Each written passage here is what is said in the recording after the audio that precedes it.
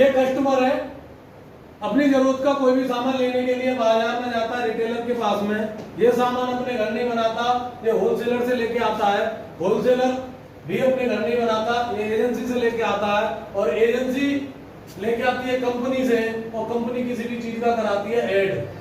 क्या कराती है? ऐड।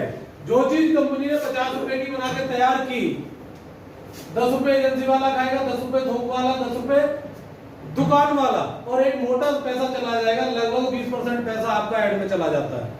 ये जो मैंने परसेंटेज बताया ऊपर नीचे भी हो सकता है, ठीक है। जो चीज कंपनी ने 50 रुपए की बना के तैयार की, ग्राहक तक पहुंचते पहुंचते कितने की हो गई? 100। ऐसे कंपनी सामान बनाना बंद कर दे तो क्या बिचौलियों को पैसा कुछ मिल पाएगा?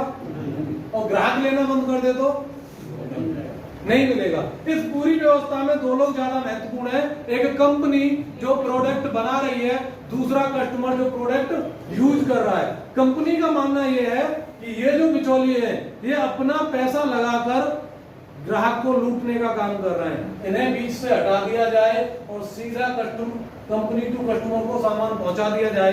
पहले की तरह कंपनी 50 में ही बनाएगी, 5 पहुंचाने के लिए, बाद बाकी जो 45% पैसा ये जो बिचौलिए खा रहे थे उन्हें बिचौलियों से हटाकर ग्राहकों में बांट देगी। जब इस पैसे से ये बिचौलिए अमीर हो सकते हैं तो क्या ग्राहक अमीर नहीं हो सकता? डायरेक्ट सामान लेने की इसी व्यवस्था को कहते हैं RCM। पुरानी व्यवस्था से सामान लेना ज्यादा आसान है या एक नई व्यवस्था के अनुरूप आप सामान लें, यानी आपकी जो कमाई है उसका आधा पैसा बाजार में जा रहा है, क्या हम उसे रोकने का काम इस सिस्टम के द्वारा नहीं कर सकते? कर सकते नहीं कर सकते? तो करना चाहिए नहीं करना चाहिए? बहुत से लोग बार बार सोचने पर मजबूर हो रहे हैं, तब सोचना नहीं है। बिल्कुल सही बात है, ठीक है। आगे बढ़े, ये चीज समझ में आ गई आपके?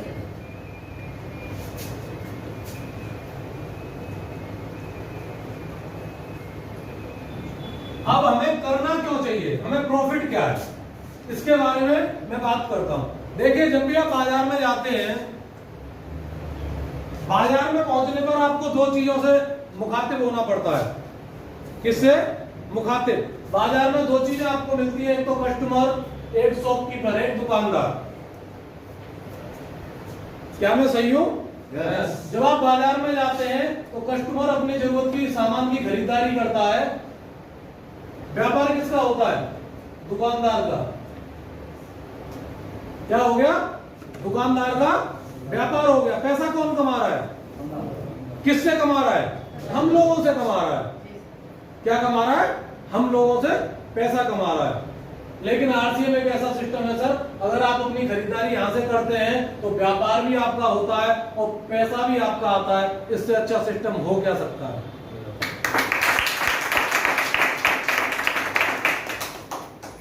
बाजार की व्यवस्था को देखना पड़ेगा आपको। आप वहां पर कस्टमर इज द किंग, लेकिन किंग है क्यों? किसी सामान को आप लेने के लिए जाते हो तो दुकानदार खुश होता है कि मेरा मुर्गा आ गया, लेकिन अगले दिन लौटाने के लिए जाओ पता चल जाएगा 2 बजे के बाद आना। वो किंग था, अब क्या हो गया? वो मुर्गे से भी बदतर हालत में हो गया क्योंकि 2 घंटे इंतजार करना पड़ रहा है।